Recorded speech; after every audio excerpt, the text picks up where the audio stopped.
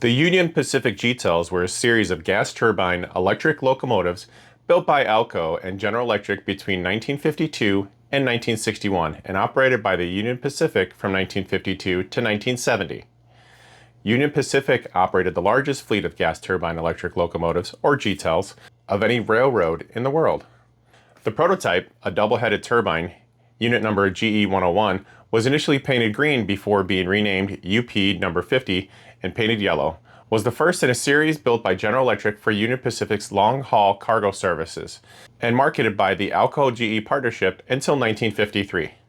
The prototype was introduced in 1948 and was followed by 3 successive series of production locomotives. Fuel economy was poor. The turbines consumed roughly twice as much fuel as an equally powerful diesel-electric engine. This was initially not a problem because Union Pacific's turbines burned bunker C heavy fuel oil that was less expensive than diesel. But this highly viscous fuel is difficult to handle, with a room temperature consistency similar to that of tar or molasses. To solve this problem, a heater was built into the fuel tanks and later into the fuel tenders to heat the fuel to 200 degrees Fahrenheit or 93 degrees Celsius before feeding it into the turbine. Soot buildup and blade erosion caused by corrosive ash plagued all of the turbines. Changes to the air intake systems on the production locomotives improved the quality of air that reached the turbines. Eventually, UP also switched from bunker C heavy fuel oil to modified number 6 heavy fuel oil, which contained fewer pollutants and solvents. This, in addition to running cleaner air, in turn reduced the wear of the turbine blades and increased the turbine's running life.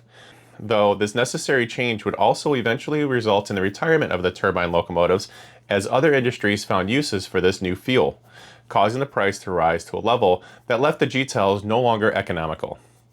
The G-tails were operated late into 1969, and the final 2, numbers 18 and 26, were stored at the Cheyenne Roundhouse in operating condition until being retired in February 1970. Both were then later sent to museums to be put on display long into the future. Number 18 is on permanent display at the Illinois Railway Museum in Union, Illinois. Number 26 resides at the Utah State Railroad Museum in Ogden, Utah. The first generation G-tails. From January 1952 until August 1953, Union Pacific received units number 51 through 60. Like the prototype, but with a cab at only one end to increase fuel capacity and reduce overall cost. Each unit cost $540,000. The locomotive frame carried 7,200 US gallons of fuel, had 4 two-axle trucks, and required regular water refills for the steam generator that was used to heat the fuel tanks. The G-tails initially pulled freight between Ogden, Utah and Green River, Wyoming. In 1954, they began running between Ogden and Laramie, and, soon after, between Ogden and Cheyenne. In 1955 and 1956, 24,000-gallon fuel tenders were added behind the turbines as they became available from retired steam engines, allowing them to make the run all the way to Council Bluffs, Iowa.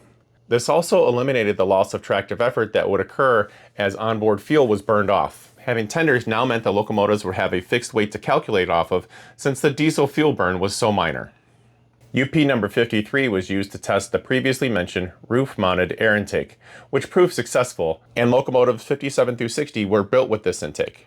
In May 1953, UP number 57 was converted to operate on propane using a pressurized tank car as a tender. This fuel burned cleanly and didn't follow the turbine blades as bunker C fuel oil did, but was more difficult to transport, and there were serious safety concerns using a pressurized explosive gas behind the turbine engine. The project ended in 1954, and UP 57 was converted back to bunker C fuel oil. UP 59 and 60 were used as an experimental 9,000 horsepower double turbine pair, sharing a fuel tender between them. The trailing turbine would sometimes flame out in tunnels due to the exhaust gases from the lead turbine.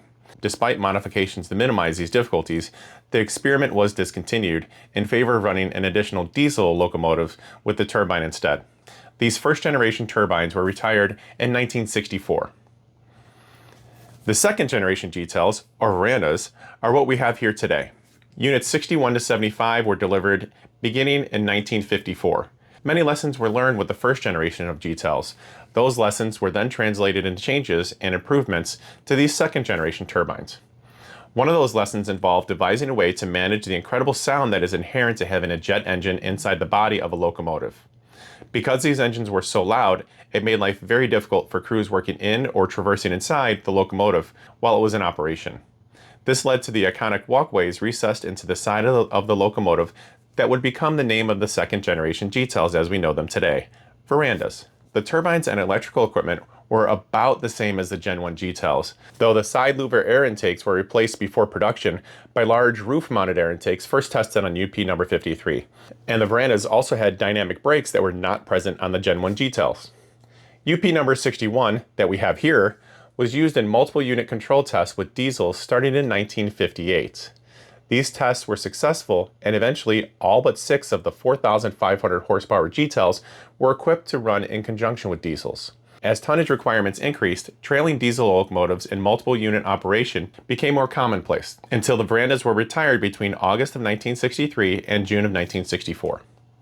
Third generation G-tails, and the last ones to be made. In 1955, Union Pacific ordered a new turbine electric, the world's most powerful locomotive. Each would be 2 units, plus a fuel tender, rated at 8,500 horsepower, and then later upgraded to 10,000 horsepower with a massive starting tractive effort of 212,000 pounds. The A unit contained the control cab and the auxiliary diesel engine and generator, which eliminated the need for the veranda walkways on the previous generation, as the turbine was now held in the B unit. This unit was used at low speeds for much better efficiency than that of the B unit that carried the turbine and the main generators to provide electricity to the traction motors on both the A and B units. The turbine was a new design, a GE Frame 5 simple cycle gas turbine with a 16-stage compressor, 10 combustion chambers, and a 2-stage turbine. No steam generator was needed to heat and liquefy the fuel because these tenders were insulated and the newer fuel didn't require it. The original plan was to number these units in the 4000 series, but they were instead numbered 1 through 30. They were delivered to Union Pacific between August 1958 and June of 1961. These units were very different than the previous generation, having 2 sets of 6-wheel trucks on each of their units, not including the tenders. The locomotive weighed about 610 tons, or 1.3 million pounds, with a full fuel tender. Continuous tractive effort was initially 146,000 pounds with a 65 mile per hour 74/18 gearing. In 1961, ratings were 6,700 tons on the 0.82% climb from Cheyenne and 5,180 tons on the 1.14% climb east from Ogden.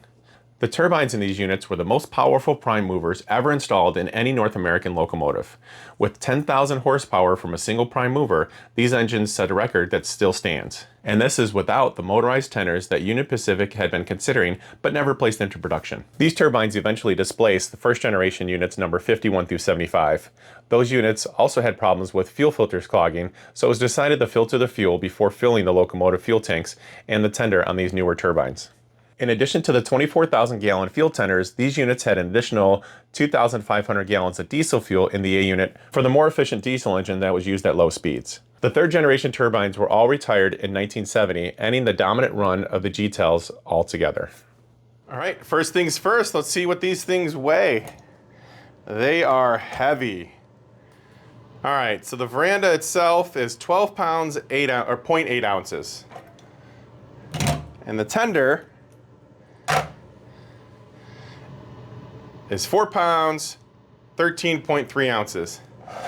And together, without having to do math because the scale is right here, 16 pounds, 14.3 ounces. Very close to 17 pounds. And you know what? I'm pretty darn happy about that. This thing is robust, stout. It's got some great pulling power. You know it's there. I'm not a big fan of the plastic diesels. I have a lot of them. So to see the die-cast veranda is really, it's my favorite engine. So that should tell the story there. Well, all right, now that we've confirmed that this thing is an absolute beast in the weight department, let's take a look at the details. Starting with the front, we have the pilot here that doesn't appear to have a whole lot of detail. And I was kind of disappointed when I first saw this. And then doing research, no, that's really how it is. Now this one has die-cast details. They're not separately applied, which could be an improvement there. But honestly, I think that's getting a little bit picky to have, since we have such a massive and heavy die-cast diesel or gasoline engine. To not be a steam engine and to be this large, this heavy, I'm okay with a few cast-in details. here and on the sides. You know, it's perfectly fine. There's a lot that goes into this particular engine because it is so unique with the Veranda walkway. We are going to see some compromises there, but you know, honestly, there's so much more to this particular engine. So we got some more cast-in details here right below the numbers. These are illuminated number boards. The cab is pretty well detailed. We have some crew figures inside there, and we do have a Mars light here. And then when the engine goes into emergency, the Mars light does actually turn red. And then we have some red lights here for when you're in reverse. But that's about it on the front. The details are really good. Even the cast details still look good. I would like to see separately applied, like I said, but you know, it's fine. It looks really good for what it is. All right, so here we are at the side where we start to see more of the details of the actual veranda walkway. You can see the crew figures here. They did a pretty good job. They're nicely painted. Again, more cast-in details. There's 4 sets of 4-wheel trucks that have really nice cast-in details. You have a separately applied ladder here, separately applied handrails all throughout the veranda section, which is really nice. They are a little bit delicate, which, again, that happens with every engine. We have some separately applied piping up here, and then all of the details up here are separately applied, which is really nice to see. So we're going to move down a little bit further. So here we are, what would be the back half, where the veranda walkway continues even further. Separately applied handrails again.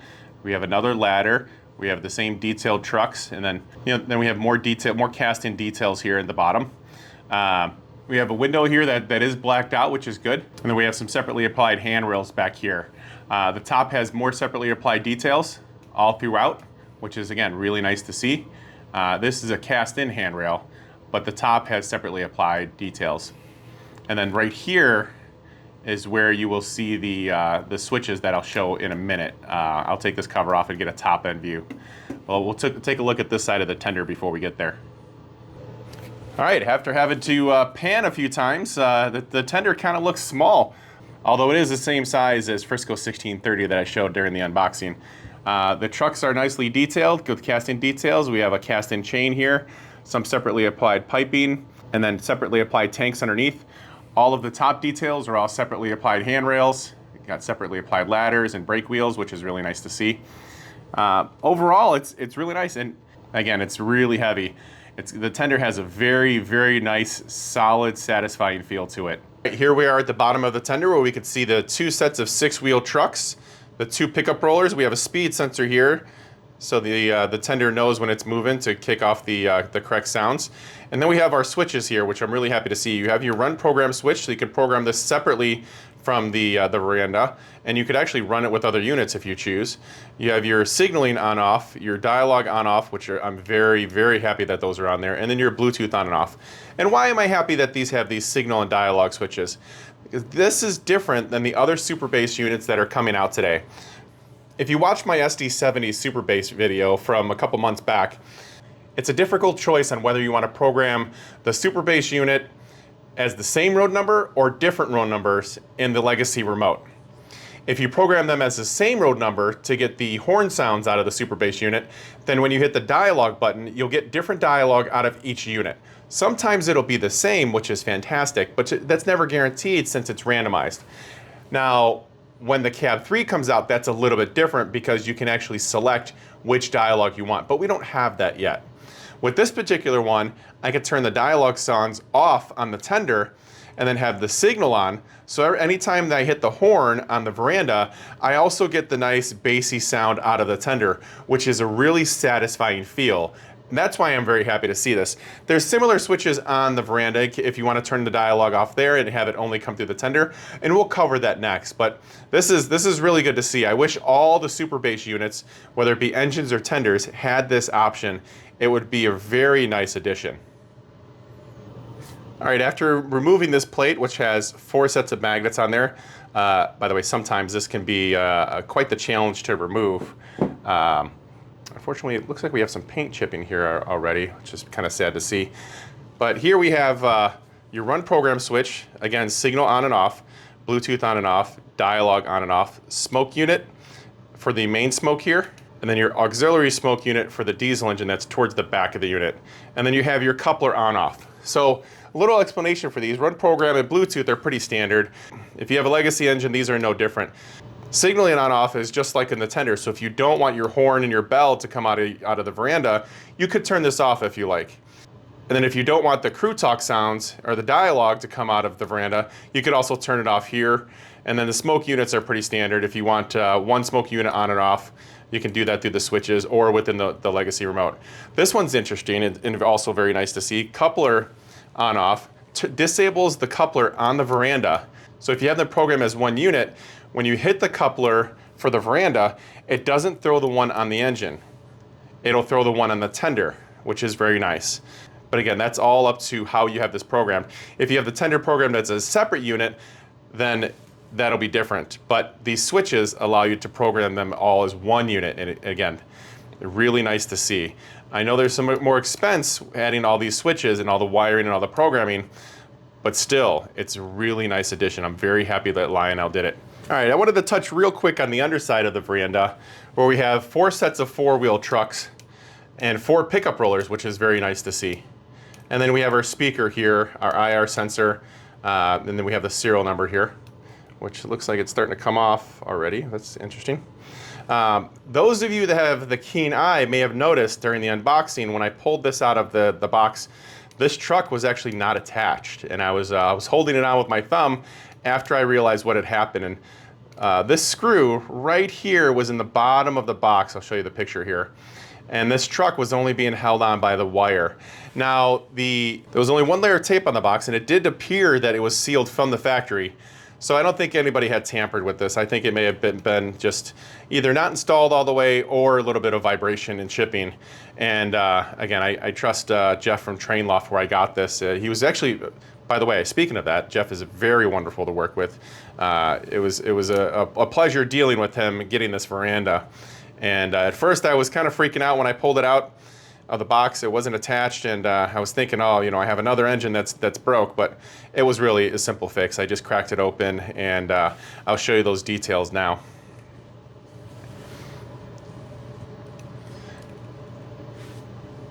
Take a second to point out the plate that's over these smoke units that's intended to keep the fluid off of the electronics. If you just spray smoke down there, it'll hit the tray, but if you have a needle point dispenser, you can point it right at the little hole to get smoke actually directly into the unit instead of having to worry about spraying it too much and having it slide off the tray onto the electronics.